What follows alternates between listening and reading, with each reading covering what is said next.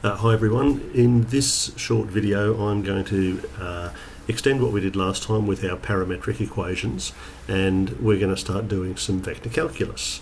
So in this particular question from exercise 6.02, we've been given an equation, a parametric equation using time as the parameter for velocity.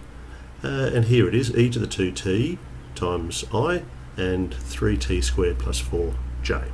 We've also been given the position vector r when t equals 0 was 2i plus j. Our job is to find the position vector rt at any given time, a formula for the position vector r. Now we would remember that position is the integral of velocity with respect to time. I'll write my velocity vector e to the power 2ti plus 3t squared plus 4j dt. Now the integral of e to the something is e to that power, and because it's an integration I will divide by 2 this time, remembering the opposite for derivatives of the chain rule, and that's multiplied by I, the basis vector. Now the integral of 3t squared, well, the power of t increases, then by dividing by 3 it would cancel that one, it's just that. Integral of 4, of course, is 4t, and all of that would multiply by basis vector j, plus a constant of integration, which is a vector constant because it's a vector equation. Now to evaluate the vector constant c, I will consider the initial value I was given. I was told in the question that r0 equaled 2i plus j. 2i plus j. I'll now substitute my formula using the time value 0 substituted. So what would it look like if I had 2 times nothing? E to the power nothing is 1, so this is 1/2 I. And then if I substitute 0 for time here, I get 0j plus 0j.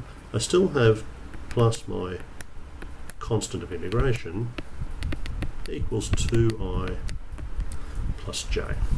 So this part of what I've just done is literally using the formula that I just created through integration and substituting t equals 0.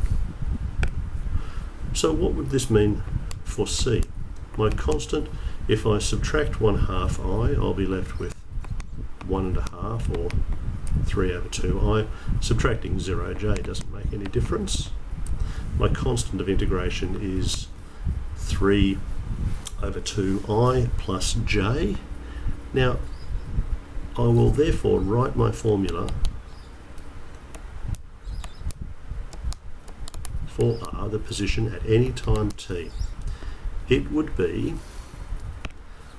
excuse all the colours, it would be this part plus this part are all the I components, and it would be this part plus, well, I suppose we could think of that as a positive 1. Let me just pop in a little 1 there in front of the j for clarity, and so it would be 3t cubed plus 4t plus 1j.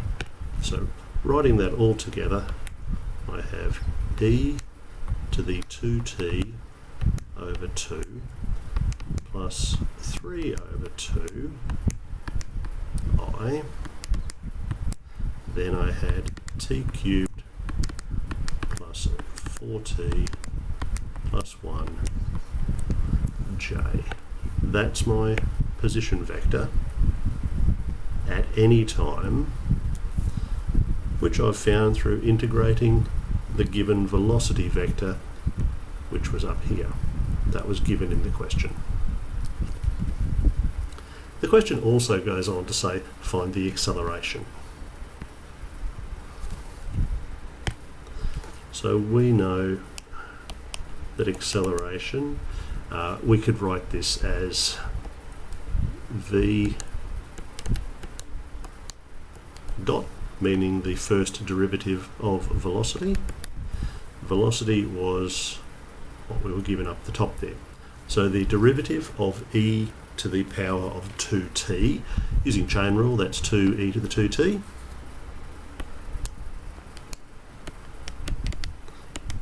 times I, plus, and derivative of 3t squared is 6t, derivative of 4 is 0, so it's plus 6tj. That's my acceleration vector with time as a parameter.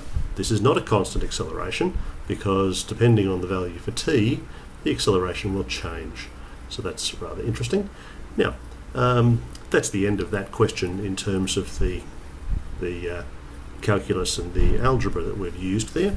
To illustrate this, we didn't have to illustrate for the question's purposes, but just for fun to illustrate it, I've set this up in Geogebra over here.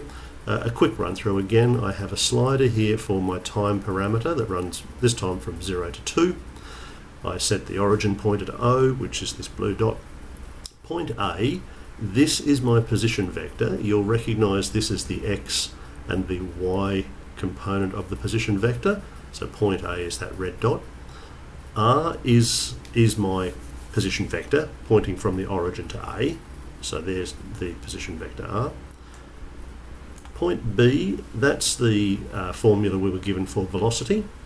And if I just turn point B on for a moment, of course point B is in relation to the origin.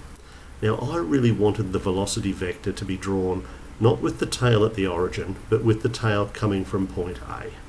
So I've achieved that down here by putting a little velocity vector, which I called V, starting from point A. Now O plus B would be the vector running from O to B, but then I've moved that across by A, so I've gone A plus that will get me to that point. Just by adding in A and A on both of those, I've effectively slid or translated the vector OB across here, which is nice and neat on my diagram. Now, I don't really want to see point B flying along there. This K value, this constant, currently it's set to 1, it's just a scaling factor. Sometimes velocities and accelerations get very, very large in relation to the position vector. So I've just got that in there, the K value, constant times the length of that vector, so that I can shrink that if it gets a bit out of control. But that's beside the point. I did the same thing here with my acceleration vector. So point C, that point C there is the formula I derived for acceleration, literally derived using derivative, and then that's the same trick there. Now that's enough of all that sort of talk. Let's just play around with our here we go. As time advances, you can see the path of the particle is this curved shape. Note that the velocity vector is always tangent to the curve, as it has to be, and boy, that acceleration and velocity are getting rather large now, aren't they? And there it goes. So that's how you do it. If I do the whole animation thing, then away it goes automatically, and you can see how the position R, the velocity V, and the acceleration vector A change as a function of time. That's enough for now. I'll see you in the next video.